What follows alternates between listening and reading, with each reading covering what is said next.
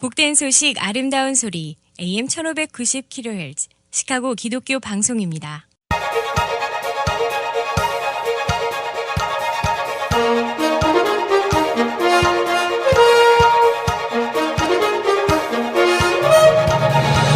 김정일 해설위원의 시사 해설.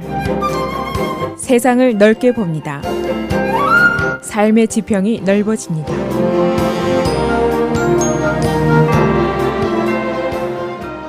시사 해설입니다. 브뤼셀 보안당국은 오늘도 도주한 2명의 테러범을 쫓는 대대적인 추격 작전을 계속하고 있습니다. 그 한 명은 공항 내에서 테러를 벌였던 공항 비디오에 나타난 3명 중에 2명은 현장에서 사망했고 나머지 1명 흰색 재킷과 검은 모자를 쓴 바로 그 인물인데 지금 도주했습니다. 또 다른 1명은 지하철 테러범입니다. 당초에 자폭한 1명뿐인 것으로 보고 있었지만 감시 카메라의 비디오를 자세히 조사해 보니까 큰 가방을 든 또 다른 1명이 곁에 있었던 것으로 나타났습니다. 지금까지 보안당국은 이 도주한 2명에 대한 신원 파악을 제대로 하지 못하고 있는 상황입니다. 그래서 오늘은 브뤼셀 테러 사건에 대한 추적 작전이 어떻게 진행되고 있는지, 또 유럽의 대테러전에서 발견된 허점들은 어떤 것인지 종합을 하겠습니다. 지금까지 테러에 가담한 사람이 공항에서 3명, 지하철에서 2명입니다. 그러나 사실은 여기서 그치지를 않습니다. 체포된 파리 테러범 살라 압데슬람, 이 사람하고 같이 파리에서 테러를 벌였던 공범이 있습니다.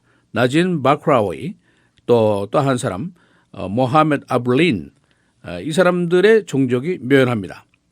공항 테러에서 자폭했던 이브라임 바크라오이와 지하철 테러범인 칼리드 바크라오이는 형제간입니다.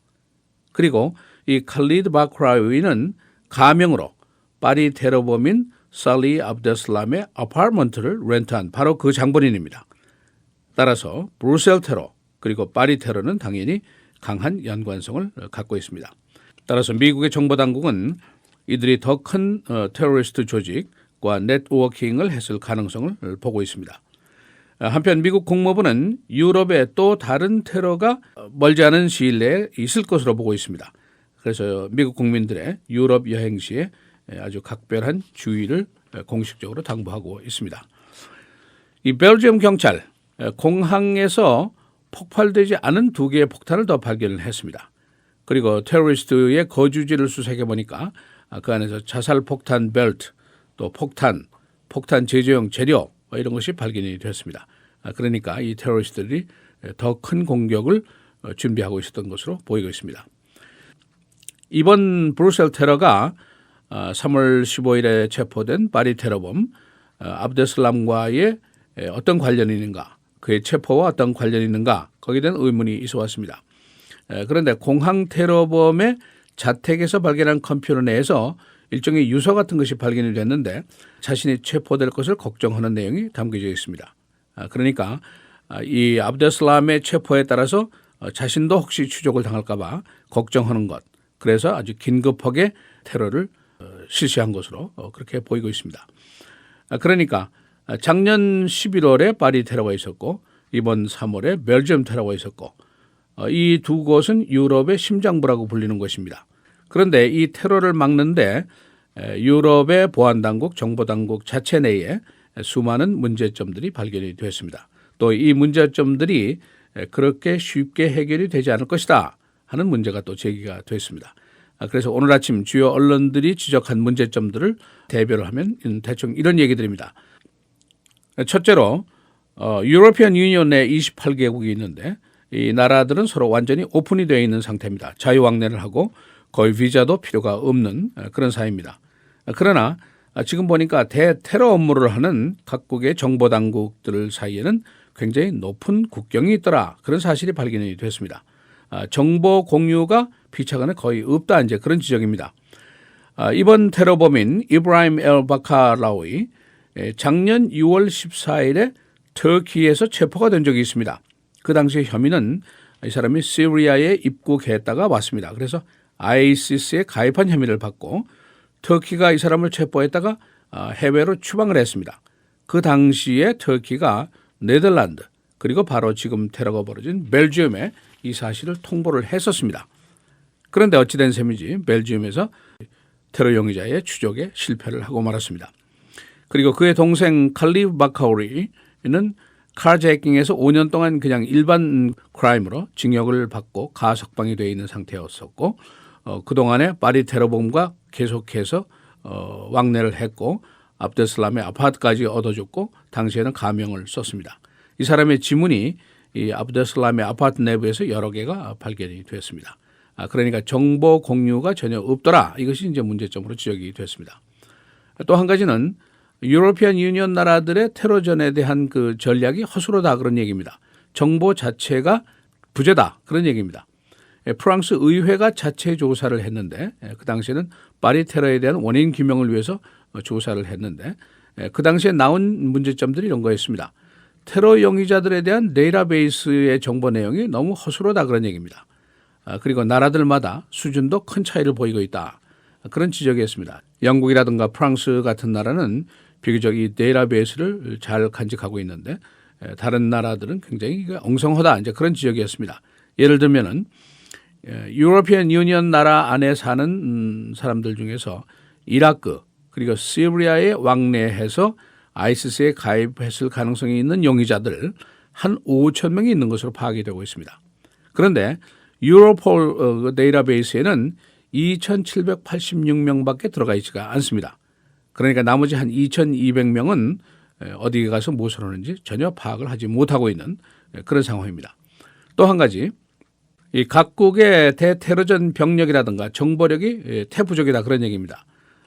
특히 이번 테러가 벌어진 브뤼셀 유럽의 심장부다라고 불리우고 있죠. 2,500개 국제기구가 여기에 있습니다. 네이토의 본부가 있고 유로피안 유니언 본부도 여기 있습니다. 그런데 이 나라의 연방 경찰 병력이 12,000명밖에 되지 않습니다. 이것 가지고는 경비라든가 정보 수집에 크게 부족한 그런 병력입니다. 또 한 가지 대테러전 예방에 너무 허술하다 그런 얘기입니다. 공항에서 그 화물 백들을 체크하는데 이 유럽 공항들은 대부분 체크인 한 이후에 검사를 합니다. 미국에서는 공항 청사에 들어서자마자 화물부터 조사를 하는데 그러니까 브뤼셀 공항에서 테러가 일어났을 때 사상자가 더 많았던 것도 바로 그 이유입니다. 가령 수케이스 같은 거를 들고 들어가는데 그 안에는 그 차살 폭탄 조끼보다 폭탄을 훨씬 더 많이 담을 수 있기 때문이죠. 또 한 가지 벨지움 이 경찰 수색에 제한 규정이 많이 있습니다. 이를테면은 현행범이 아닌 경우에는 밤 9시부터 새벽 5시까지는 가택 수색을 하지 못한다. 이런 금지 조항이 있습니다. 그러니까 기다렸다가 날이 밝은 대로 수색을 하라. 그런 얘기죠. 이것은 시민들의 사생활 보호를 위한 것인데 그러나 보안당국으로는 매우 느슨한 그 검문 검색 규정이 있기 때문에 이것도 큰 문제거리로 지적이 되고 있습니다. 이제 가장 큰 문제들 각국의 정보기관들끼리 정보를 공유하지 않는다는 거, 그 시스템 자체가 막혀 있다는 거 이것이 이제 문제입니다. 그런데도 불구하고 28개국 EU국들 간에는 자유왕래가 지금 되고 있다. 그게 더 문제입니다. 그런데 더 큰 문제거리가 있습니다. 28개국 EU의 시민들이 미국 입국입니다. 거의 무비자고 무제한으로 들어오고 있습니다. 하루에 수만 명, 수십만 명이 유럽 사람들이 미국으로 입국을 하는데 그러나 이들이 유로피안 유니언 정보 당국의 검사를 거치지 않은 여행자들이다. 여기에 바로 문제가 있습니다. 예를 들면 터키에서 테러 용의자다 하고 벨지움과 네덜란드에 통보를 했는데도 이걸 추적을 하지 못한다면 그 틈새에 이들이 미국으로 입국할 수도 있다. 또 시카고에 오지 말라는 법도 없다. 이것이 이제 바로 문제입니다. 시사해설 김정일입니다.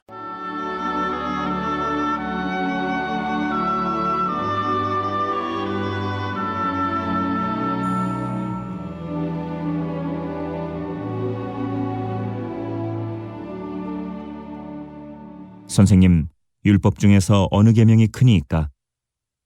예수께서 이르시되 내 마음을 다하고 목숨을 다하고 뜻을 다하여 주 너의 하나님을 사랑하라 하셨으니 이것이 크고 첫째 되는 계명이요 둘째도 그와 같으니 내 이웃을 내 자신같이 사랑하라 하셨으나 이 두 계명이 온 율법과 선지자의 강령이니라.